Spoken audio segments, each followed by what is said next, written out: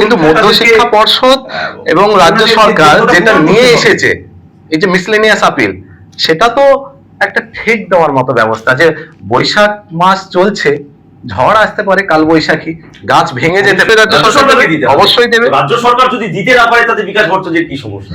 আমি সেটা জানতে চাইনি। বিকাশ ভট্টাচার্য তার মক্কেলের হয়ে লড়াইটা কি করেছে? বঞ্চিতদের চাকরি না যোগ্যদের চাকরি হারাতে হবে, এইটা প্রশ্ন। এটা অস্বীকার করার কোনো উপায় নেই যে বিকাশ ভট্টাচার্য সবার চাকরি না, এবং সেটার জন্য এটা অসম্ভব। এসএলএসটি যে আপনার সঙ্গে আমি একদম একমত রানাদা, যে সরকারের দায়িত্ব যোগ্য প্রমাণ করা, এটা একদম একমত। এই অনুষ্ঠানটি নিবেদন করছে সুনিতা এবং উপাসনা হসপিটাল। নমস্কার, বিএনএন টিভিতে আপনাদের স্বাগত। চাকরিহারা নিয়ে গোটা রাজ্য তোলপাড়।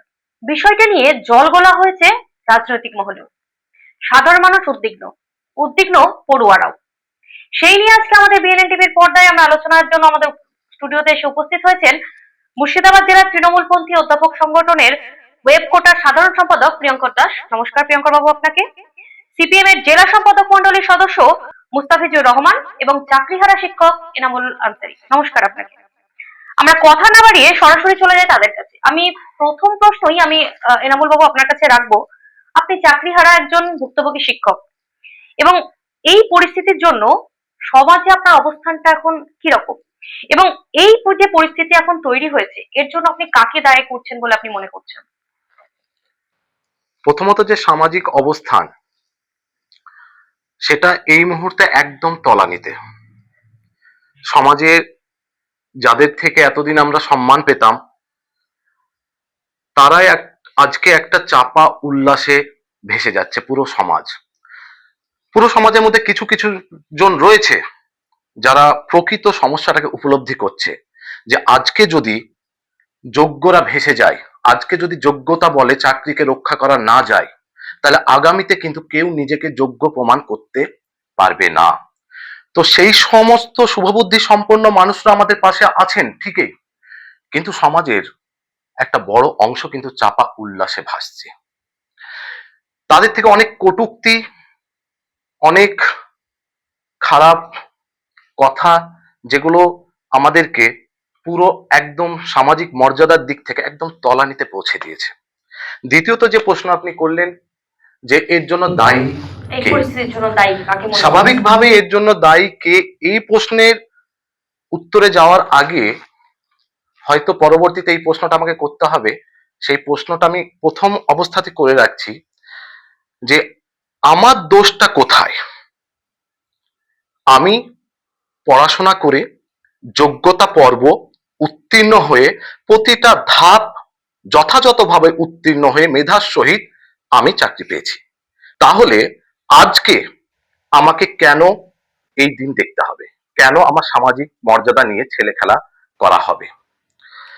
তো এই প্রশ্নটা আমি প্রথম অবস্থাতেই রাখলাম, আপনাদের মধ্য দিয়ে পুরো সমাজের কাছে রাখলাম, যে আমার বা আমার মতোই অসংখ্য যারা শিক্ষক শিক্ষিকা শিক্ষাকর্মী রয়েছে, যারা মেধার বলে চাকরি পেয়েছে, যোগ্যতা বলে চাকরি পেয়েছে, তাদের অপরাধটা ঠিক কি? দ্বিতীয়ত, যেহেতু আমরা রাজ্য সরকারের কর্মচারী, আমাদের নিয়োগকর্তা হচ্ছে এসএসসি, যদিও বা সেটা স্বশাসিত সংস্থা, কিন্তু রাজ্য সরকারের অধীনস্থই সেটা, এবং আমাদের অ্যাপয়েন্টমেন্ট যে দিয়েছে সে হচ্ছে মধ্যশিক্ষা পর্ষদ, সেটাও কিন্তু রাজ্য সরকারের অধীনে। তাহলে এই দায় কিন্তু সার্বিকভাবে যায় রাজ্য সরকারের উপরেই, যে রাজ্য সরকার ঠিক কেমন ভাবে নিয়োগটা করেছে। যে নিয়োগ নিয়ে যখন কোর্টে কেস হলো, মামলা চললো, কেন রাজ্য সরকার তাদের কর্মচারীদেরকে সুরক্ষিতভাবে যোগ্য সম্মান দিয়ে ফিরিয়ে আনতে পারলো না? এবার আমি যাব মুস্তাফিজুর রহমান বাবুর কাছে। অনেক সময় দায়ী করা হচ্ছে বামেদের যে সময় শাসক ছিলেন সেই সময়কে, এবং বিকাশ বাবুকে সরাসরি আক্রমণ করছে যে শাসক দল রয়েছে সেখানে। এই পরিস্থিতিতে আপনি কি বলবেন? আপনার মতামত কি এটা নিয়ে? প্রথমত হচ্ছে যে বামেদেরকে দায়ী করাটা এটা সম্পূর্ণ রাজনৈতিক কারণে করছেন উনি, বা যারা রাজ্য সরকারে আছেন তাদের যে ত্রুটি, সেই ত্রুটিটাকে একেবারে এড়িয়ে যাওয়ার জন্যই এটাকে চাপিয়ে দেওয়া হচ্ছে রাজনৈতিক কারণে। আর বিকাশবাবু হচ্ছেন যে প্রথমত তিনি উকিল, তিনি কেস করেছিলেন যারা 23 লক্ষ এই প্যানেলে চাকরি মানে যারা পরীক্ষা দিয়েছিল, 23 লক্ষের মধ্যে তাদের মনে হয়েছিল যে এটা র্যাঙ্ক জাম্প হয়েছে বা কোথাও দুর্নীতি হয়েছে, যার পরিণতি স্বরূপ তারা বিকাশবাবুকে উকিল ধরে এবং তারপরে তারা কেসে কোর্টে লড়াই করে। একজন যোগ্য প্রার্থীর যেমন হচ্ছে যে তার ন্যায্য এটা দাবি যে আমি যোগ্যতায় চাকরি পেয়েছি, আমাকে চাকরির অধিকার দিতে হবে, চাকরি করাতে দিতে হবে, তেমনি যে 23 লক্ষ পরীক্ষা দিয়েছিল তাদেরও হচ্ছে যে এটা নৈতিক অধিকার যে আমি যোগ্যতার সাথে হচ্ছে যে পেতাম, এই সরকারের দুর্নীতির কারণে আজকে দাঁড়িয়ে আমরা সেই চাকরি করতে পারছি না। স্বাভাবিকভাবে এই দোষ দেওয়াটাই প্রথমত হচ্ছে যে রাজ্য সরকারের নিজেদের যে ত্রুটি, নিজেদের যে দুর্নীতিটাকে চাপা দেওয়া, যার জন্য আজকে দাঁড়িয়ে আমাদের রাজ্যে যে যোগ্য শিক্ষকরা যারা যোগ্যতার সঙ্গে পড়াশোনা করে পরিশ্রম করে চাকরি পেয়েছিল তাদেরকে আজকে সমাজে এই ধরনের হেয় প্রতিপন্ন হতে হচ্ছে। শুধু তাই নয়, তাদের পরিবার, তাদের পরিজন, তাদের আত্মীয় স্বজন আজকে সবার কাছে তাদেরকে মাথা নিচু করতে হচ্ছে। আপনি বলুন, বামফ্রন্ট সরকারের 34 বছর হচ্ছে যে সরকার থেকেছে, 1998 সালে এসএসসি পরীক্ষা চালু হয়েছে, এসএসসি বোর্ড চালু করেছে বামফ্রন্ট সরকার। তারপর থেকে 2011 সাল পর্যন্ত এতগুলো নিয়োগ হয়েছে প্রায়। আপনি বলুন তো, এই ধরনের দুর্নীতি, এই যে র্যাঙ্ক জাম্প করা বা হচ্ছে যে আপনার অযোগ্যদেরকে হচ্ছে যে তালিকাভুক্ত করা, এটা কিসের কারণে করেছিল?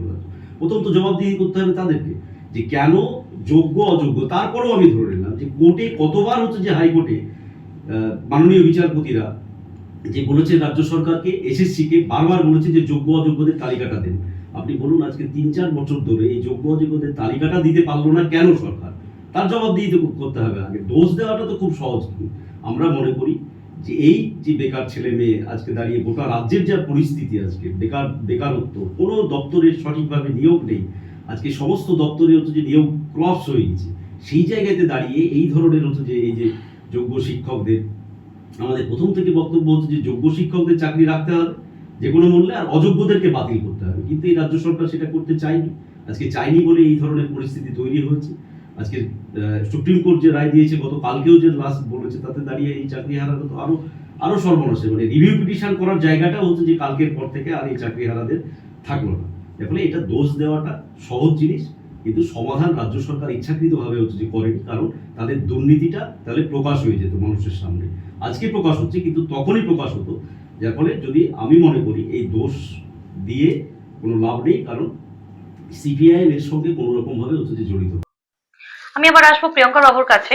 যেহেতু আপনি একজন তৃণমূলপন্থী একজন অধ্যাপকের একজন জেনারেল সম্পাদক, তো আপনার কাছে আমি প্রশ্নটা করবো যে আপনার সরকারের কাছে বারবার তালিকা চাওয়ার সত্ত্বেও, যে পরিষ্কার তালিকা জমা দেওয়া হোক, এটা বারবার চাওয়ার সত্ত্বেও কেন জমা করা হলো না? বিষয়টা হচ্ছে যে আমি আগে দুজন যে আমার পূর্ববর্তী বক্তা বললেন, সেই দুটো জায়গাকে তুলে এনে সেই সূত্র ধরে আমি তালিকার বিষয়টাতে আসছি। যিনি চাকরিহারা প্রার্থী, মানে চাকরিহারা শিক্ষক এখানে আছেন, তার প্রতি আমার সমবেদনা। এবং অবশ্যই আমি উল্লেখ করি যে এই সমবেদনা খালি আমি নয়, গোটা বাংলার মানুষ কিন্তু তাদের প্রতি সহমর্মী এবং সমব্যথী। এবং তার সাথে অতি অবশ্যই আমাদের মাননীয় মুখ্যমন্ত্রীও কিন্তু সমব্যথী। এবং সমব্যথী বলেই যেদিনকে আমরা দেখলাম যে সুপ্রিম কোর্টের সেই ভয়ানক রায় বেরোলো, যেখানে এক রায়ের এক কলমের খোঁচায় 26,000 মানুষের চাকরি চলে গেল, শিক্ষক এবং অশিক্ষক কর্মীদের চাকরি চলে গেল, তার কিছু ঘন্টার মধ্যে কিন্তু মাননীয় মুখ্যমন্ত্রী অত্যন্ত তৎপরতার সাথে যুদ্ধকালীন পরিস্থিতির মতো করে উনি কিন্তু একটা সম্মেলন রাখতেন এবং একটা প্রেস কনফারেন্স করতেন। এবং সেই প্রেস কনফারেন্স থেকে উনি স্থিরীকৃত করলেন একটা নির্ঘণ্ট, যেখানে 7ই এপ্রিল আমরা দেখেছি যে উনি নেতাজি ইন্ডোরে সমস্ত চাকরিহারা, যোগ্য চাকরিহারা প্রার্থীদেরকে নিয়ে উনি সমাবেশ করলেন। এবং সেখানে কিন্তু উনি পরিষ্কার বলেছিলেন একটা কথা, মান মর্যাদার প্রশ্ন দিয়ে আপনি শুরু করলেন, সেখানে কিন্তু উনি পরিষ্কার বলেছিলেন যে উনি দায়িত্ব নিয়ে বলছেন যে চাকরিহারা যোগ্য শিক্ষকদের চাকরি উনি ফেরাবেন, তার জন্য সম্পূর্ণ রকম আইনগত যে ব্যবস্থা, সেই ব্যবস্থা মধ্যশিক্ষা পর্ষদ, রাজ্য সরকার এবং এসএসসির পক্ষ থেকে নেওয়া হবে। এবং উনি শিক্ষকদেরকে বারে বারে অনুরোধ করেছিলেন, অশিক্ষক কর্মচারীদের অনুরোধ করেছিলেন যে আপনারা স্কুলে যান, আপনাদের বেতনের কোনো জায়গায় কোনো সমস্যা হবে না এবং সার্ভিস ব্রেকও হবে না। এবং গতকালের যে রায়টা, সুপ্রিম কোর্টের যে রায়টা আমরা দেখলাম, মনে রাখতে হবে এই রায়টা কিন্তু সুপ্রিম কোর্ট স্বতঃপ্রণোদিতভাবে দেয়নি। এই রায়টা কিন্তু রাজ্য সরকারেরই মধ্যশিক্ষা পর্ষদের ক্ল্যারিফিকেশনের ভিত্তিতে কিন্তু এই রায়টা হয়েছে, যেখানে পরিষ্কারভাবে বলা রয়েছে যে 31শে ডিসেম্বর অবধি সমস্ত যোগ্য শিক্ষকেরা কিন্তু আমরা চাকরি মনে হয় একটু করতে পারবেন। টপিকটা থেকে আমরা মনে হয় সরে যাচ্ছি। আমার প্রশ্নটা ছিল আপনার কাছে যে আপনার সরকারের কাছে বারবার পরিষ্কার তালিকা চাওয়ার পরেও কেন সেইটা দেওয়া হলো না? পরিষ্কার তালিকা দেওয়ার ফলেই, পরিষ্কার তালিকা তো সিবিআই কে দেওয়া হয়নি, একেবারেই নয়। পরিষ্কার তালিকা দেওয়ার সিবিআই কে দেওয়া হয়েছে এবং সেই সিবিআই সেই তালিকাও কিন্তু সুপ্রিম কোর্টের কাছেও দাখিল করেছে বারবার এবং হাইকোর্টের কাছেও দাখিল করেছে, এবং তার জন্যই কিন্তু এই যে টেন্টেড এবং আনটেন্টেড শব্দটা উঠে আসছে এবং 26,000-এর মধ্যে যোগ্য অযোগ্যের বিষয়টা উঠে আসছে, সেটা কিসের ভিত্তিতে উঠে আসছে? আমি রানা স্যারকে একটু SSC থামাবো। প্রিয়াঙ্কা স্যার, হ্যাঁ, প্রিয়াঙ্কা স্যারকে একটু থামাবো।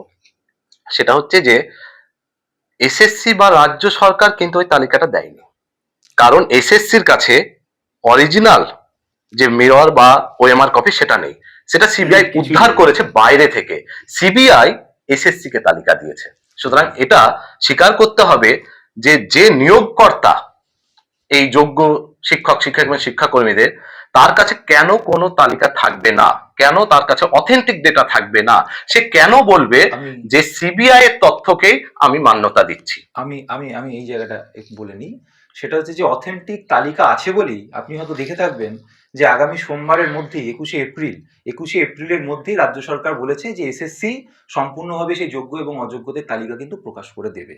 তাহলে যোগ্য অযোগ্যদের তালিকা যদি না থাকে, এবং মমতা বন্দ্যোপাধ্যায়, ব্রাত্য বসু স্বয়ং এখনো বলছেন যে আমাদের কাছে অরিজিনাল মার্কশিট আছে, অরিজিনাল ওএমআর কপি আছে, সেই জায়গা নিয়ে কোনো প্রশ্ন নেই, এবং আগামী 21শে এপ্রিলের মধ্যেই তারা সেই যোগ্য এবং অযোগ্যদের যে লিস্ট, যে সেগ্রিগেশন, সেটাকে পরিষ্কারভাবে একদমই তুলে না, দেবেন। একদমই না স্যার।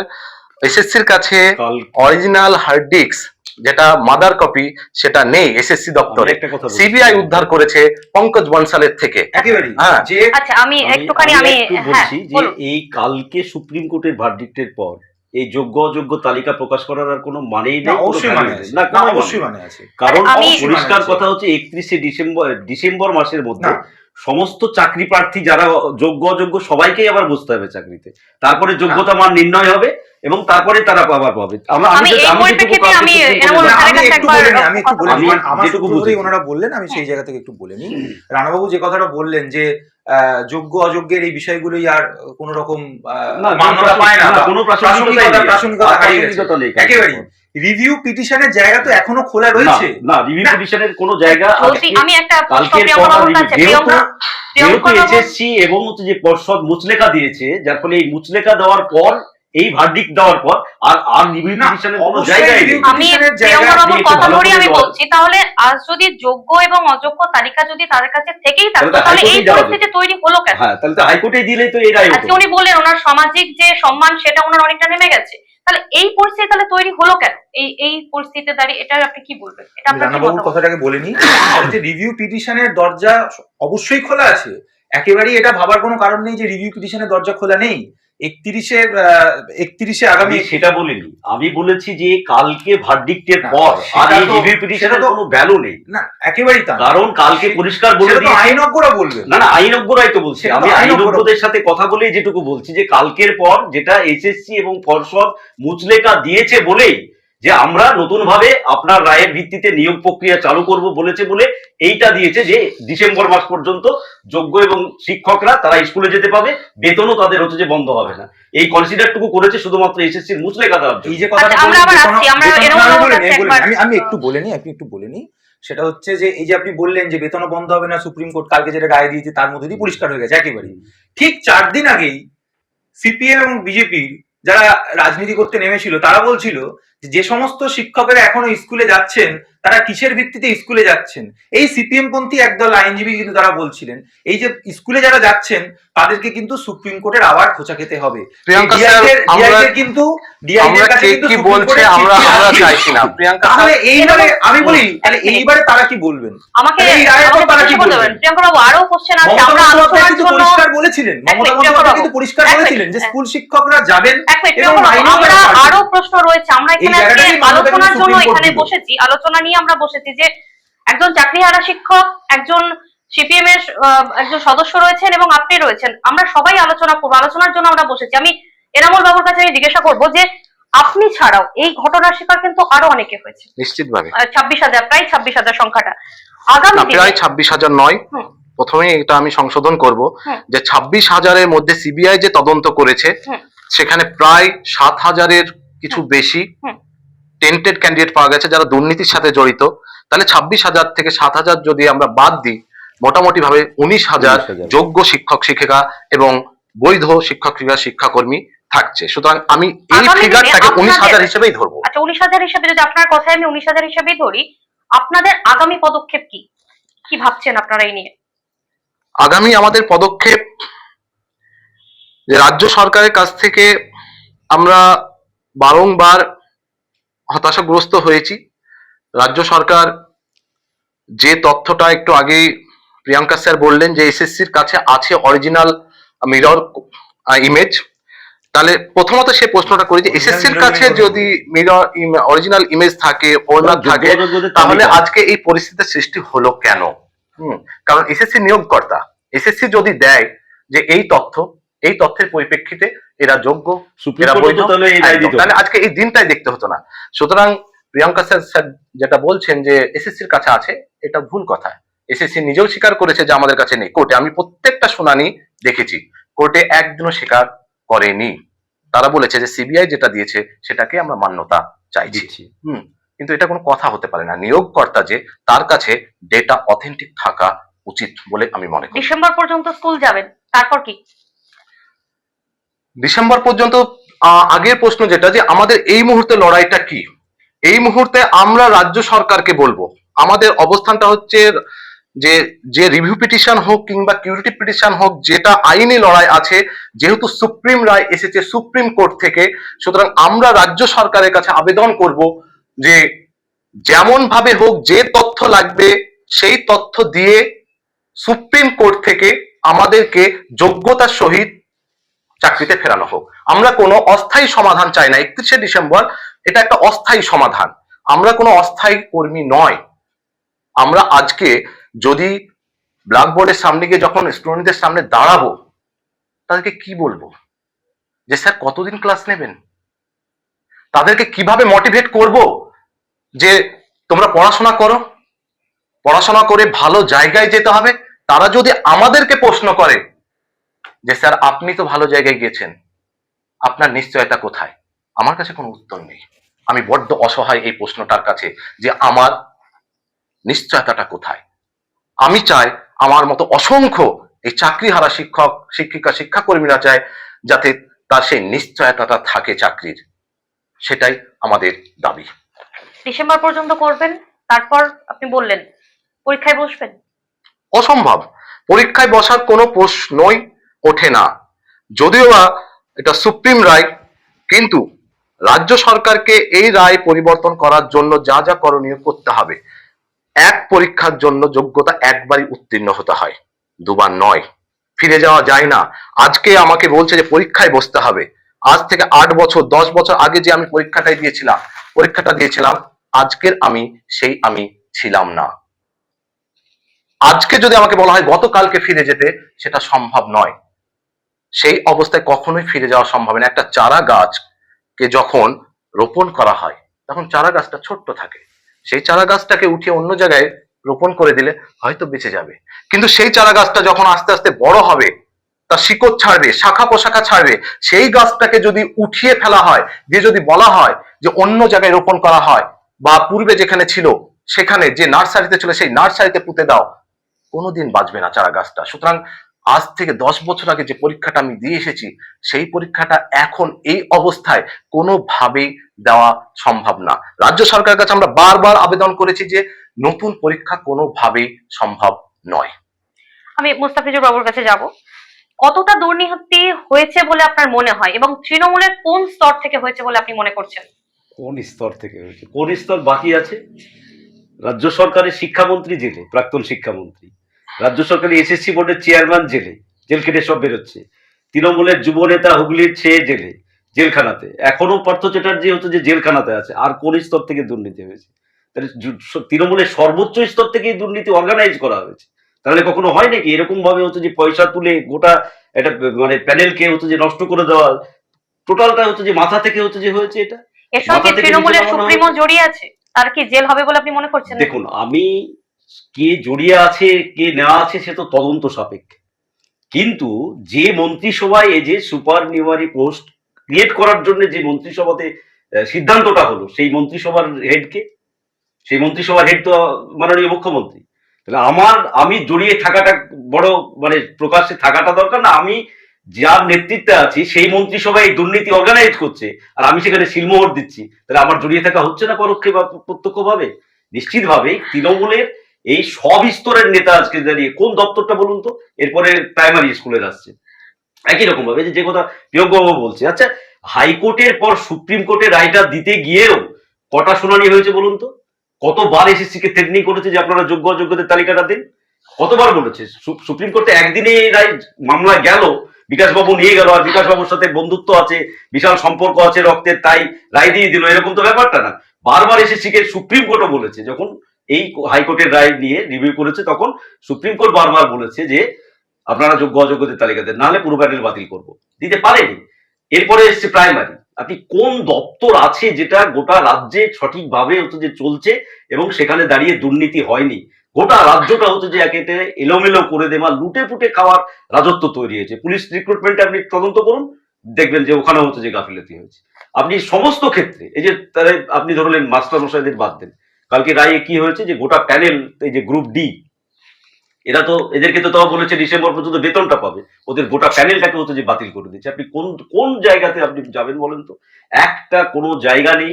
আজকে দাঁড়িয়ে আমরা যেটা পরিষ্কার কথা বলছি যে রাজ্য সরকারকে, যেটা এনামুল বাবু বলল, আমাদেরও পরিষ্কার কথা পার্টির পক্ষ থেকে যে যোগ্যদের স্কুলে ফেরাতে হবে। রাজ্য সরকার কিভাবে ফেরাবেন তার ব্যবস্থা হচ্ছে যে করতে হবে 1 নম্বর। কারণ আমি গোটা ডোমকলের কথাই যদি বলি, আমি ডোমকলের যেহেতু প্রতিনিধি, ডোমকলে আমরা এই রায়পুর স্কুল, ডোমকল বিটি হাই স্কুল থেকে শুরু করে সমস্ত স্কুলের যা খবর পাচ্ছি, বিভিন্ন জায়গাতে আমরা যাচ্ছি, এই যে বিভিন্ন আমাদের প্রোগ্রামকে কেন্দ্র করে অর্থ সংগ্রহ স্কুলগুলোতে, আজকে হাহাকার অবস্থা। রায়পুর হাই স্কুলের মতো একটা হাই স্কুলে এত ছাত্র স্টুডেন্ট, 7 জন শিক্ষক যেদিন রায় হয়েছে সেদিন কাঁদতে কাঁদতে বেরিয়ে গেছে। স্কুল শিক্ষকের অভাবে হচ্ছে যে পড়াশোনা হচ্ছে না। আসলে এটার পিছনে একটা গভীর ষড়যন্ত্র পশ্চিমবাংলাতে তৈরি হয়েছে 2011 সালের পর, যে রাজ্য সরকারি স্কুল শিক্ষা ব্যবস্থাটাকে গোটাটাকে এলোমেলো করে দিতে হবে, যাতে মানুষের ভরসাটা সরকারি শিক্ষা ব্যবস্থার প্রতি উঠে যায়, আর আস্তে আস্তে বেসরকারি প্রতিষ্ঠানগুলো যাতে হচ্ছে যে এখানে মাথা তুলে দাঁড়াতে পারে। আমরা পরিষ্কার করে বলছি, যোগ্য শিক্ষকদের এ করতে হবে আর শিক্ষা ব্যবস্থার হাল রাজ্যে ফেরাতে হবে। আমি প্রিয়াঙ্কা বাবুকে জিজ্ঞেস করবো যে বিজেপি এই বিষয়টি নিয়ে কতটা রাজনীতি করছে এবং 26-এর ভোটে কি এর প্রভাব পড়বে বলে আপনি মনে করছেন? আরে রানাবাবুর কথার সাথে তো আমি শুভেন্দু অধিকারীর কথায় প্রচন্ড মিল পেলাম। রানাবাবু আজকে এই আলোচনা সভায় যে কথাটা বারবার বলছেন এবং বেশ উল্লাস নৃত্য করলেন কথাটা বলে, যে সমস্ত মন্ত্রিসভা জেলে যাবে সুপার নিউমেরিক নিয়ে, ঠিক 2-3 মাস আগে শুভেন্দু অধিকারী একটা সাংবাদিক ইয়েতে আর কি, সাংবাদিক না না, আমি জেলে যাবে বলিনি। না মানে মন্ত্রিসভাতে মন্ত্রিসভাতে সিদ্ধান্ত হয়েছে। হ্যাঁ, এই বিষয়টা তো সুপ্রিম কোর্টে এই মন্ত্রিসভাতে না এই হয়েছে, কিন্তু এই সুপার ঠিক আছে। নিউমেরিক পোস্টটাই তো আমি একটু বলে নিই রানাবাবু, আপনি তো হ্যাঁ। বললেন আপনার বলার সময়, আমি কিন্তু কিছু অন্তরায় সৃষ্টি করিনি, আমাকে একটু কাইন্ডলি বলতে দিন। এই সুপার নিউমেরিক পোস্টটা নিয়ে কিন্তু সুপ্রিম কোর্টের রায় কিন্তু সমস্ত বিজেপি এবং সিপিএম মুক্তব্য করেছে। সুপার নিউমেরিক পোস্টকে সম্পূর্ণ বৈধতা দান করেছে সুপ্রিম কোর্ট, আপনারা কিছুদিন আগেই আপনারা দেখতে পেয়েছেন। এবং সুপ্রিম কোর্ট কি বলেছে, পরিষ্কারভাবে বলেছে যে এখানে এটা সমস্ত রকম নিয়ম মেনে এই সুপার নিউমেরিক পোস্ট হয়েছে এবং এখানে রাজ্যপালের সিলমোহর পর্যন্ত রয়েছে। তাই সুপার নিউমেরিক পোস্ট নিয়ে আর কোনো ভবিষ্যতে কোনো রকম হস্তক্ষেপ, কোন রকম হাইকোর্টের কোনো হস্তক্ষেপের ব্যাপারে তারা নিষেধাজ্ঞা কিন্তু তারা প্রদান করেছে, নিষেধাজ্ঞার কথা বলেছে। তাই এই সুপার নিউমেরিক নিয়ে কোনো কথা আর আমাদের আলোচনার প্রেক্ষাপটে আর আসে না। আর মন্ত্রিসভার মন্ত্রী জেলে গেলে তার আলোচনা আসবে না, মন্ত্রিসভা সেটা আলাদা প্রসঙ্গ, কিন্তু আমি সুপার নিউমেরিকের কথা বলছি। আর বিকাশ বাবুর কথা অনেকক্ষণ ধরে হচ্ছিল, আমরা তো বিজেপি এবং সিপিএম দুজনে মিলে তো মমতা বন্দ্যোপাধ্যায় তৃণমূল কংগ্রেসকে মানে কুৎসার পর কুৎসার মানে আক্রমণ করে চলেছেন, কুৎসার বাণ নিক্ষেপ করে চলেছেন, স্বর্ণ নিক্ষেপ করে চলেছেন।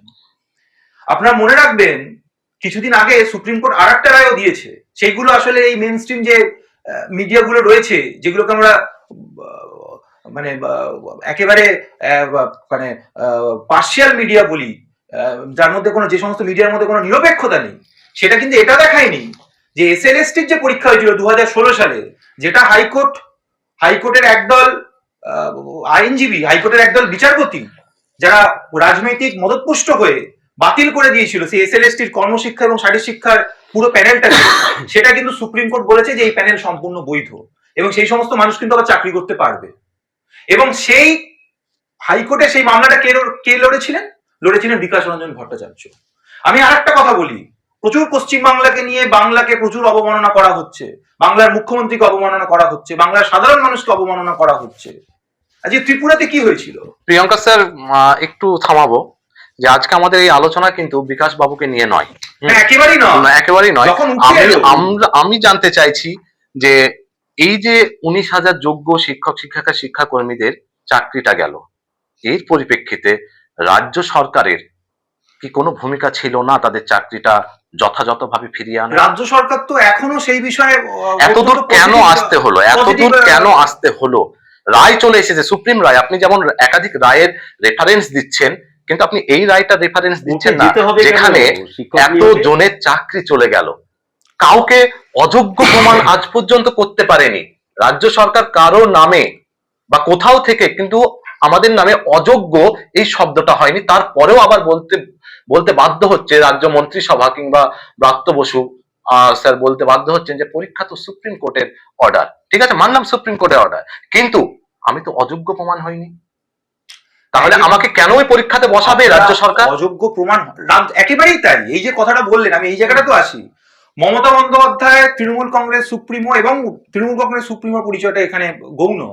আমাদের রাজ্যের মুখ্যমন্ত্রী কিন্তু প্রথম দিন থেকেই, সুপ্রিম কোর্টের রায়ের পর থেকে প্রথম দিন থেকেই বলেছেন যে দ্বিতীয়বার কাউকে পরীক্ষায় বসতে হবে না।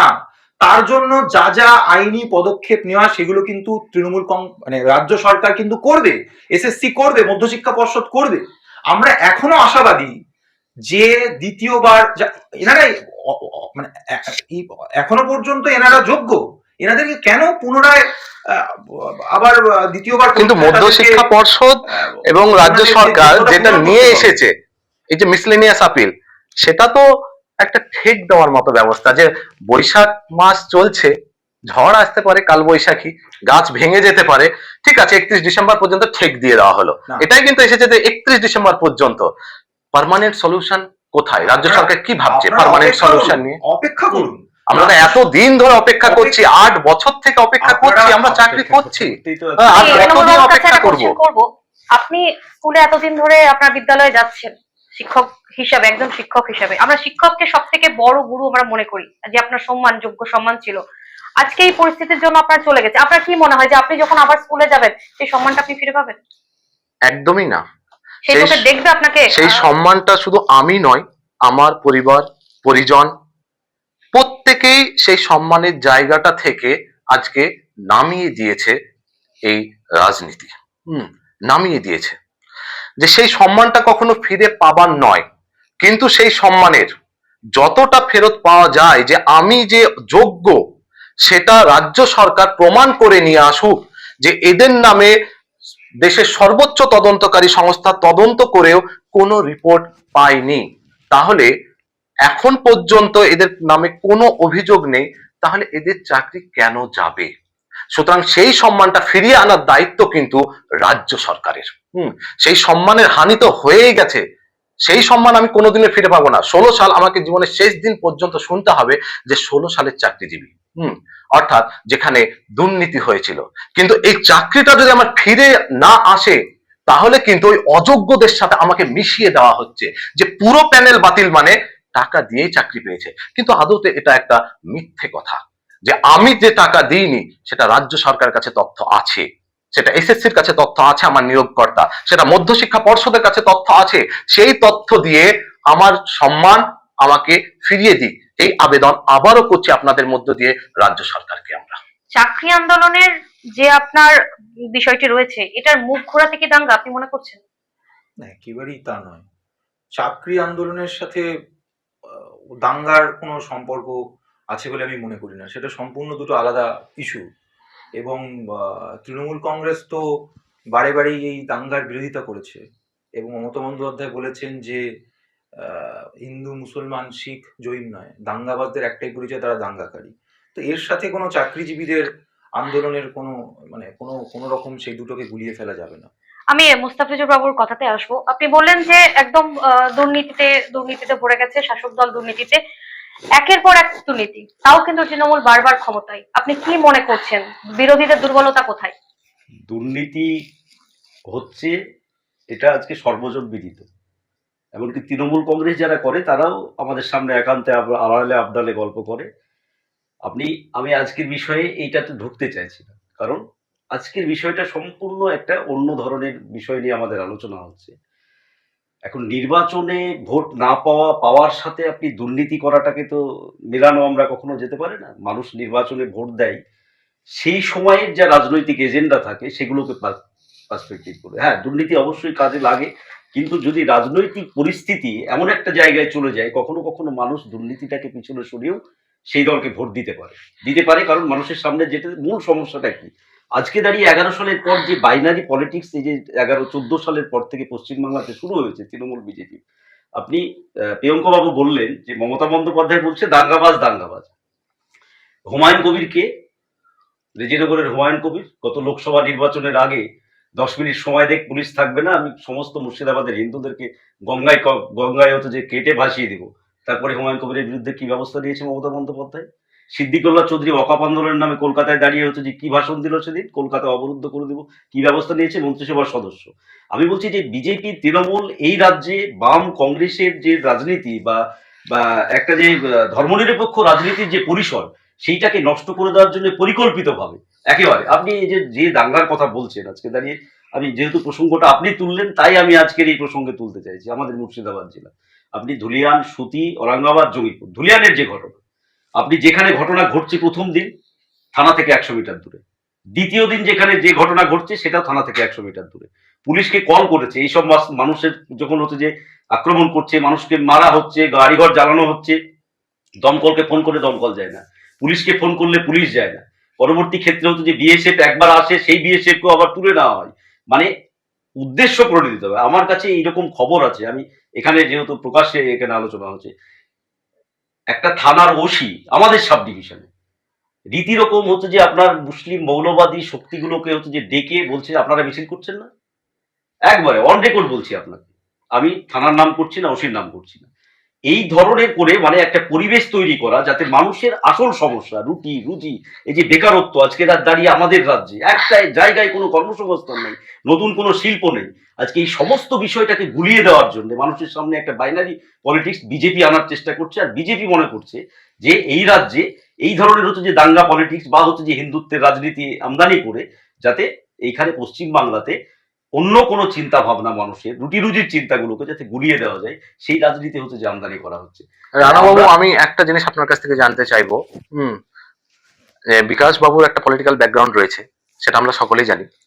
আপনি প্রথমেই বললেন যে যারা বঞ্চিত হয়েছে এই চাকরিতে 22 লক্ষ, তাদের হয়ে উনি লড়াই করছেন, কিন্তু তাদের মধ্যে থেকে কেউ পার্টি হয়েছিল, কেউ পার্টি হয়েছিল। তো যারা পার্টি হয়েছিল তাদের দাবি কি এইটা ছিল যে পুরো প্যানেল বাতিল হোক? না, আমাদের তুমি যখন একটা বিষয় তুমি আমি হচ্ছে যে বিরোধী উকিল, ক্লারিফিকেশনটা দেওয়ার দায়িত্ব কার? আমি যখন তুমি ধরো নাও 23 লক্ষের মধ্যে একজন, যেমন আমার ডোমকলে আছে শিবনগরের সেতাব 140, আমি ওর কথাটাই বলছি, 140 র্যাঙ্ক ছিল, সেই সেতাবকে টপকিয়ে তার 340 র্যাঙ্কের লোকে চাকরি পেয়েছে। তার দাবিটা কি হবে বলতো? তার দাবিটা হবে রাজ্য সরকার এই প্যানেলটাকে সঠিকভাবে দেখাক, যারা তোমরা চাকরি পেয়েছো, এই দেখো এই ব্যাপার। একদম। তাহলে রাজ্য সরকার যখন কোর্টে, হাইকোর্টে বারবার এই দাবি করা হয়েছে, বিচারপতি প্রিয়ঙ্ক বাবু বললেন রাজনীতি করা বিচারপতি, আমি ধরে নিলাম প্রিয়ঙ্ক বাবুর কথাতে, কিন্তু তখন তো তিনি বিচারপতি হিসেবে এটাই চেয়েছিলেন যে রাজ্য সরকার ক্লারিফিকেশনটা দেখ যে কারা যোগ্য, কারা হতো যে র্যাঙ্ক জাম্প করে চাকরি পেয়েছে। তাহলে তো বিকাশ বাবু এটা বলতো না, তখন তো বলতে বাধ্য হবে যে এই প্যানেল অবৈধ প্যানেল। তুমি যদি 21,000 চাকরির মধ্যে 2 জন অবৈধভাবে পাই, তাহলে গোটা প্যানেলটাই হচ্ছে যে অবৈধ। না, এটা আপনি কিভাবে বলতে পারেন? যতক্ষণ না আপনি প্রমাণ করতে পারছেন। তোমার আজকে দাঁড়িয়ে প্রমাণ তো কোথায়? তাহলে আমার নামটা অযোগ্য কোথায় আছে এটা আপনাকে বলতে হবে। তোমার জায়গা থেকে এটা বলছো, কিন্তু যে 23 লক্ষের মধ্যে যে, তাহলে সে, আমি মানছি রানাবাবু আমি মানছি যে তোমার তো proof করার দায়িত্ব নেই। শেতাবুদ্দিন দায়িত্ব না। আমি বলি, আমাকে একটু তোমাকে বলতে দিন, বলছি, আমাকে বলতে তোমার দিন। কিন্তু দায়িত্ব- শেতাবুদ্দিন যখন এই রায় আসলো তখন কিন্তু শেতাবুদ্দিন বলছে যে এই রায় আমি খুশি না, তাহলে সে কিন্তু জিতেছে, সে তো সে জিতেছে, তারপরেও বলছে আমি এই রায় না। খুশি না, কারণ সে বঞ্চিত আমি হয়েছে, বুঝেছি, চাকরিটা কিন্তু তারও সে- দরকার ছিল। না, না, কিন্তু শোনো, কোথাও আপনার মনে হয় না যে আজকে কি বলতো, বিকাশ বাবুরা না। এটাকে সম্পূর্ণ একটা রাজনীতিকরণের রূপ দিয়েছে? কোথাও একটা একটা মনে জিনিস হচ্ছে না শোনো, যে আমি তোমাকে তার বলছি। মক্কেল বঞ্চিত, আচ্ছা, সেও চাকরিটা পেল আমি না, তোমাকে বলছি, কিন্তু সবার আচ্ছা, চাকরিটা চলে CPI গেল। পার্টি কি কোনো এনজিও? না এনজিও না, বিজেপি ওনার একটা পলিটিক্যাল ব্যাকগ্রাউন্ড রয়েছে, সেই কারণে আমি আপনার কাছে এটা জানতে চাইলাম। আমি রাজ্য আমি আগে সরকারের বললাম থেকে ভুল করব, হুম। আমি রাজ্য সরকারের থেকে চুরি করব, আর সেই চুরির দায় বিকাশ বাবুদেরকে সিপিএম কে নিতে হবে, যে না কারা যোগ্য আছে তার তালিকা সিপিএম কে তৈরি করতে হবে, না তৃণমূলকে তৈরি করতে হবে, বা সরকারকে তৈরি আমি করতে হবে। একদম একমত, কিন্তু বিকাশ বাবুর হয়ে আপনি কাউন্টার করেছিলেন, সেই কারণে আমি অবশ্যই প্রশ্নটা বিকাশ করলাম। বাবুকে counter করবো। হ্যাঁ, সেই কারণ কারণে এটা একটা যদি আপনি কাউন্টার রাজ্যে করতে পারেন তাহলে উত্তর কেন এটা দিতে পারবেন না? ভাসিয়ে দেওয়া হয়েছে যে বিকাশ বাবুদের দোষ। তুমি বলো তুমি যোগ্য কিনা, সেটা প্রমাণ দিবে কে?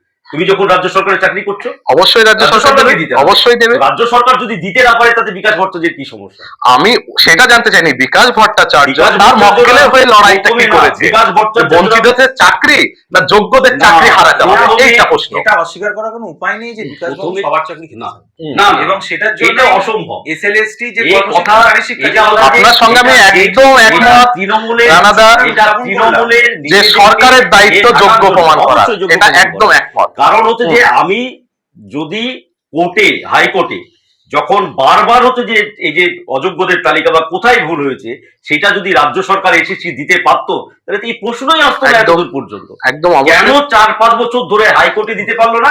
হাইকোর্ট ছেড়ে দেন, ঠিক আছে, অভিজিৎ বাবু রাজনীতি করে, তাহলে এখন তো আমাদের দেশের সুপ্রিম কোর্টের প্রধান বিচারপতিও তাহলে রাজনীতি করে, তাহলে ওখানে হচ্ছে যে, তাহলে ওখানেও তো হচ্ছে যে বারবার 6 মাস থেকে আজকে হচ্ছে যে চাওয়া হলো যে যোগ্যদের তালিকা দেন আর অযোগ্যদের তালিকা কেন দিতে পারলো না? আসল উদ্দেশ্য হচ্ছে এই যে দুর্নীতি করেছে একেবারে নিচ লেভেল পর্যন্ত এজেন্সি না, আমার প্রশ্নটা হচ্ছে কোর্টে কেন ওনারা বললেন না হুম। যে যোগ্যদেরকে বাঁচানো হোক এবং আমার বঞ্চিত কি করে মক্কেলদেরকে বাঁচানো তোমার কাছে হোক? তুমি তো বললা যে যোগ্যদের তো তালিকায় নেই তো। পুরো প্যানেলটাই অবৈধ, পুরো প্যানেলটাই ক্যান্সেল করতে হবে, এটা হচ্ছে হ্যাঁ, বিকাশ বাবুদের দাবি। স্বাভাবিক। আমার প্রশ্নটা এইখানে যে পুরো প্যানেলটা অবৈধ এটা কি বিকাশ কিভাবে বাবুদের হলো? দাবি হলেই করবে তা না। তুমি গোটা ভারতবর্ষের এই শিক্ষা সংক্রান্ত বিষয়ে যতগুলো বিকাশ ভার্ডিক্ট, বাবুর যদি আপনার ভুল থাকে, সরকার তার বিরুদ্ধে আদালতে যাচ্ছে না কেন? হ্যাঁ বলুন প্রিয়াঙ্কা প্রশ্ন বাবু। তো এটাই। একেবারেই বিকাশ বাবু যে কথাটা বললেন সেই একই কথা অভিজিৎ গাঙ্গুলির ক্ষেত্রে প্রযোজ্য। অভিজিৎ গাঙ্গুলি নিজে বিচারপতি থাকাকালীন এই হাইকোর্টের রায়টা দিয়েছিলেন যে গোটা প্যানেল বাতিল হয়ে যাক। ঠিক যেদিনকে সুপ্রিম কোর্টের রায়টা হলো যে হাইকোর্টের রায়টাকে বহাল রাখা হলো, গোটা প্যানেল বাতিল হয়ে যাক, তার পরের দিন থেকে উনি রাজনীতির মাঠে নেমে পড়লেন এবং কি বললেন, রিভিউ পিটিশনের জায়গা আছে, যোগ্য অযোগ্যদের জায়গা আলাদা করা যাবে। আমি একটা নির্ঘণ্ট স্থির করছি ব্রাত্য বসুর সাথে, এসএসসির সাথে, সেখানে আমি ওনাদের সাথে বসবো এবং উনি বললেন যে একটা কমিটি করা হোক। উনি সাজেশন দিচ্ছিলেন, সংবাদ মাধ্যম মারফত উনি সাজেশন দিচ্ছিলেন। তখন ব্রাত্যবাবু বলেছিলেন যে আপনি সংবাদ মাধ্যমের উড়ো সাজেশন দিয়ে কোনো লাভ নেই, আপনি সামনাসামনি আসুন, প্রত্যক্ষভাবে কথা হবে এবং সেখানে বসে আমরা স্থিরীকৃত করবো। উনি আবার যাননি, হয়তো বিজেপির ওপর মহল থেকে উনি কোনো নির্দেশিকা পেয়েছিলেন। সরকার ঠিক কি আছে। আদালতে গেছে? তার মানে কি? বিকাশ তার বাবুর মানে এই বিকাশ বাবুও যা, অভিজিৎ গাঙ্গুলিও তাই। এরা রাজনীতির আগুনে রুটি সেকতে চাইছে। যদি ঠিক আছে, রাজনীতির গোটা আগুনে প্যানেল রুটি সেকতে বাতিল যায়, করে তাহলে বাংলার ভবিষ্যৎকে অন্ধকার করে দিয়ে, আপনার বাংলার যুব কথায় সমাজকে বিকাশ বাবু, অন্ধকারের দিকে ঠেলে দিয়ে আপনার হ্যাঁ, কথায় নিজেদের বিকাশ রাজনীতি বাবু, করবে। চুরি করবো, আপনার কথায় বিকাশ বাবু বিকাশ- আরেকটা কথা রানাবাবুর কথা ধরে বলি। রানাবাবু ওই দাঙ্গার প্রসঙ্গ নিয়ে আমাদের তৃণমূলের দুজন এমএলএর কথা এবং একজন মন্ত্রীর কথা বললেন। কই না, উনি তো দাঙ্গার একটা- স্যার, প্রসঙ্গটা দাঙ্গার আমার মনে প্রসঙ্গে হয় আমরা না, এখন ভাই, যাবো না, দাঙ্গার ওই প্রসঙ্গটা প্রসঙ্গে আমরা আমরা যাবো। রানাবাবু এনেছিলেন বলে প্রিয়াঙ্কা স্যারকে আমি একটা জিনিস জানতে চাইবো, প্রিয়াঙ্কা স্যার, একটা জিনিস। আমি অবশ্যই শুনবো আমি আপনার কথা। দাঙ্গার প্রসঙ্গটা এই মুহূর্তে আমরা বাইরে রাখি, কারণ আমাদের বিএনএর আমি- যারা দর্শকরা রয়েছে তারা অলরেডি, আমরা এই নিয়ে দুটো শো আমরা অলরেডি করেছি, ঠিক আছে, আমরা অলরেডি সেখানে আছে। হ্যাঁ, আপনি বলুন, আমি তারপর আমি একটা প্রশ্ন, একজন অধ্যাপক হিসাবে আপনার কাছে আমি একটা প্রশ্ন করবো। আমি দুটো প্রশ্নই, আপনার হুম। প্রশ্ন আমি অবশ্যই শুনবো এবং ওনার যে প্রশ্ন হুম, আছে এখান বলুন। থেকে আমি সেটাও শুনবো। কিন্তু আমি যেটা বলছি, উনি শুভেন্দুবাবুর কথা একবার বললেন না কেন? শুভেন্দুবাবু তো রাজভবন বলছি, বিধানসভা বাইরে দাঁড়িয়ে প্রকাশ্য মিডিয়ার সামনে উনি কি কথা বলেছিলেন এই 2-3 সপ্তাহ আগে? শুভেন্দু বাবুর জন্য বলিনি এই কারণে, শুভেন্দু বাবুরা কেন আপনি বললেন না? গোটা ভারতবর্ষে এই রাজনীতি করছে বিজেপি, ও বিজেপির নেতা। তাহলে আপনি কিন্তু যখন- তৃণমূল সেকুলার দল, তৃণমূল এত দরদি দল সব মানুষের, তৃণমূল কি ব্যবস্থা নিল হুমায়ুন কবিরের বিরুদ্ধে? আচ্ছা, আমরা দাঙ্গাটা পরবর্তীতে আসছি। আমি জিজ্ঞাসা করবো প্রিয়াঙ্কা বাবুকে যে প্রায় 26,000 সংখ্যাটা, আর এনামুল স্যারের ভাষায়, এনামুল বাবুর কথাতে এই সংখ্যাটা 19,000, 19,000 ঠিক আছে। হুম। এতগুলো শিক্ষক বাতিল পুরো পশ্চিমবঙ্গে। হুম, এমন অনেক স্কুল আছে যে স্কুলে বিজ্ঞান বিভাগের শিক্ষক নেই, যে স্কুলে 12টা হয়তো শিক্ষক, সেখান থেকে শিক্ষক প্রায় বাদ গিয়ে 6টা থেকে 7টা শিক্ষক এসে দাঁড়িয়েছে। সেই স্কুলের পঠন পাঠন এখন কিভাবে হচ্ছে এবং ছাত্রছাত্রীরা তাদের কোন পরিস্থিতিতে রয়েছে তারা, সেটা আপনি কি মনে করছেন? মনে করছি মানে অবশ্যই এটা একটা দুর্দশার জায়গা। এটা এটা সত্যি সমস্যা। আমি নিজে একটা কলেজে অধ্যাপনা করি। সেই কলেজে যদি কোনোদিন এরকম পরিস্থিতি হয়, যদি শিক্ষকরা অপ্রতুল হয়ে যায়, পরিমিত শিক্ষক না থাকে, এবং শিক্ষক যাওয়ার তাহলে- সঙ্গে সঙ্গে তাদের কিছু পরীক্ষাও সেই সময় চলছিল, যে অবশ্যই। কারণে অনেক শিক্ষকদেরকে একেবারেই তাই। এই বাধ্যতামূলক প্রসঙ্গে ওখানে আমি যেতে তুলে হয়। আনি। উচ্চ মাধ্যমিক পরীক্ষা হয়েছে কিছুদিন আগে। উচ্চ মাধ্যমিক পরীক্ষার খাতা দেখা চলছে। এবং সেই প্রসঙ্গেও কিন্তু এই বিষয়গুলোকে সমস্ত কিন্তু মাননীয় মুখ্যমন্ত্রী উপলব্ধি করেছিলেন, ব্রাত্য বসু উপলব্ধি করেছিলেন। এবং সেই জন্য কিন্তু মাননীয় মুখ্যমন্ত্রী বারবার বলেছেন যে হায়ার এডুকেশনের মানে হায়ার সেকেন্ডারি এডুকেশন পরীক্ষা হয়েছে এবং তার খাতা দেখা চলছে। আপনারা নিঃসংকোচে খাতা দেখুন, সম্মানের সাথে খাতা দেখুন, কোনো সমস্যা হবে না। অবশ্যই কিন্তু একটা এনামুল একই বাবুর ভাষায় তো পরিস্থিতি, একটা সম্মান ভারসাম্য প্রিয়াঙ্কা পাচ্ছে না। স্যার হয়েছে। স্যারের কাছে আমি একটা জিনিস এটা জানতে চাইবো। অস্বীকার প্রিয়াঙ্কা করা স্যার যাবে না। বারবার বলছেন যে ধৈর্য ধরার কথা। হ্যাঁ, এক মিনিট কালকে দাদা। যে সুপ্রিম কোর্টে শুনানি হয়েছে, যদি লাইভ কারো কাছে থাকে দেখেন, এসএসসির যে লয়াররা ছিল বা পর্ষদের যারা লয়ার ছিল, এই গ্রাউন্ডটাকেই সুপ্রিম কোর্টে তুলে ধরেছে যে একেবারেই আজকে তাই। একটা রাজ্যের শিক্ষা ব্যবস্থাটা নষ্ট। একদম, সেই একদম। কারণেই এর ভিত্তিতে 31শে ডিসেম্বর চেয়েছে এবং পর্যন্ত এদেরকে যাওয়ার অধিকারটা দিয়েছে। একেবারেই একটা একেবারে। কথা এটাকে মানে ঠেক সত্যি। দেওয়া বলে, এটাকে ঠেক একটা দেওয়া বলে। ডাক্তার- তার মানে দিত না, এটা এটা শুধু শিক্ষা দপ্তরটা এটা কোনো পুনরুদ্ধার নয়, সম্মানের আমি- সহিত ফেরানো নয়। না, এটা। না, না। একটা কথা আমি বলি, একজন ডাক্তার যদি ভুল করে, আমরা একটা কথা মানে প্রচলিত আছে, একটা ডাক্তার যদি ভুল করে তাহলে কিন্তু সেই যে রোগী রয়েছে সে কিন্তু সাথে সাথে মারা যায়, কিন্তু একটা শিক্ষক যদি ভুল করে গোটা সমাজ গোটা শেষ। সমাজ কিন্তু পিছিয়ে একদম পড়ে। শেষ হয়ে যায়। ঠিক আছে, সেই জায়গায় দাঁড়িয়ে প্রায় এনামুল বাবুর ভাষায় প্রায় 19,000 এবং সংখ্যাটা আমাদের রাজ্যের জন্য প্রায় 26,000। আপনি ওটা যেহেতু 26,000-ই ধরেন। 26,000 তারা তো আমি ক্লাস ধরছি, করাচ্ছিল। প্রায় 26,000। শিক্ষা ব্যবস্থাটা কোন জায়গায় মুখ থুবড়ে পড়েছে বলে মনে করছেন এনামুল বাবু? পুরো শিক্ষা ব্যবস্থা মুখ থুবড়ে পড়েছে। কারণ একটু আগে রানাদা যেটা বলছিল যে কালকের যে সুপ্রিমের যে মিসলেনিয়াস আপিলের পরিপ্রেক্ষিতে এসেছে, সেটা কিন্তু এইটাকে ইস্যু করে এসেছে যে রাজ্যর শিক্ষা ব্যবস্থা পুরোটা ভেঙে গেছে। কোন স্কুলে দেখা যাচ্ছে 25 জন শিক্ষক রয়েছেন, তার মধ্যে 20 জন বেরিয়ে গেছেন। ধুলিয়ানের এমন স্কুল রয়েছে। তো সেই সমস্ত স্কুলের ডেটা কিন্তু একদম ধরে ধরে সুপ্রিম কোর্টকে দিয়েছে। তার পরিপ্রেক্ষিতে এত বিশ্বাসী ছিল যে আমাদের শিক্ষামন্ত্রী এত বিশ্বাসী ছিল যে এটা আপিল হতে পারে, আমরা দেখেছি তার। কিন্তু আমার প্রশ্ন হচ্ছে, উনি যখন এই শেষ বেলায় এসে এত বিশ্বাসী হতে পারছেন যে আমাদের মিসলেনিয়াস আপিলটা হয়ে যাওয়ার অ্যাকসেপ্ট হওয়ার সম্ভাবনা চূড়ান্ত পর্যায়ের, তাহলে এতদিন পর্যন্ত উনি কোন কোন ডেটা দিলেন যে সেই ডেটার পরিপ্রেক্ষিতে এত আত্মবিশ্বাসী হতে পারলেন না যে যোগ্যদের শিক্ষক ফিরিয়ে আনতে পারবেন, যোগ্যদের চাকরিটা ফিরিয়ে আনতে পারবেন? এবং এই যে ধৈর্য ধরার প্রসঙ্গটা বারবার আসছে, আমি প্রিয়াঙ্কা স্যারকে বারবার পরীক্ষাটা দিতে হবে। জিজ্ঞাসা করব যে ওই এই পর্যন্ত মুহূর্তে ধৈর্য ধরে। যদি কলেজ সার্ভিসে হতেও, যেহেতু উনি অধ্যাপনা করছেন, এই সিচুয়েশনটা যদি কলেজ সার্ভিসের ক্ষেত্রে হতো, তাহলে আপনি কি ধৈর্য ধরে থাকতে পারতেন? কারণ এটা সিঙ্গেল বেঞ্চে হয়েছে, তারপর ডিভিশন বেঞ্চে হয়েছে, তারপর সুপ্রিম কোর্টের ডিভিশন বেঞ্চে হলো। কতদিন একটার পর একটা কতদিন ধৈর্য রাখা যায়? আপনি হলে কতটা ধৈর্য রাখতে পারতেন এই পরিস্থিতিতে? দেখুন, আমি তো প্রথমেই বললাম যে এই বিষয়টা আমাদের গোটা বাংলা একটা ভারসাম্যহীনতা সৃষ্টি করেছে এবং সেই ভারসাম্যহীনতার জন্যই তো মধ্যশিক্ষা পর্ষদ ক্ল্যারিফিকেশন চেয়েছিল সুপ্রিম কোর্টের কাছে এবং তার পরিপ্রেক্ষিতে কিন্তু গতকালের রায়টা, এটাকে অস্বীকার করা যাবে না। আপনার দৃষ্টিভঙ্গিতে আপনি বলছেন ঠেকনা দেওয়া, কিন্তু পশ্চিমবঙ্গ সরকার এই বিষয়ে যথেষ্ট ওয়াকিবহাল এবং পশ্চিমবঙ্গে যাতে কোনো রকম শিক্ষা ব্যবস্থার ক্ষেত্রে কোনো রকম সমস্যার সৃষ্টি না হয় সেই জন্য কিন্তু সুপ্রিম কোর্টের কাছ থেকে এই রায়টা নিয়ে এসছে। এবার আপনি যেটা পরে বললেন, পদক্ষেপটা কি এদের জন্য, মানে যারা যোগ্য শিক্ষক বলে মনে করছে? অবশ্যই সেটা তো বারে বারে না, আপনি কি জানেন ব্রাত্য বসু, কোনো আমি তো কোনো পদক্ষেপ? প্রশাসনিক মানে অধিকর্তা নই, সেটা আমার পক্ষে জানা সম্ভব নয়। আমি যদি আমি এসএসসির কর্মকর্তা না, নই, আমি- মধ্যশিক্ষা এটা- পর্ষদের কর্মকর্তা এটা নই। আলোচনা হচ্ছে, হ্যাঁ, বিতর্ক। অবশ্যই। আমি যেটা হচ্ছে যে সুপ্রিম কোর্ট রায় দিল ডিসেম্বর মাস পর্যন্ত এরা স্কুলে যাবে, বেতন পাবে। হুম। এবং তার সাথে আর একটা জোর দিল যে এসএসসির আবেদনের ভিত্তিতে যে মে মাসের মধ্যে নোটিফিকেশন করে নতুন ভাবে পরীক্ষা দিতে হবে এনাদেরকে।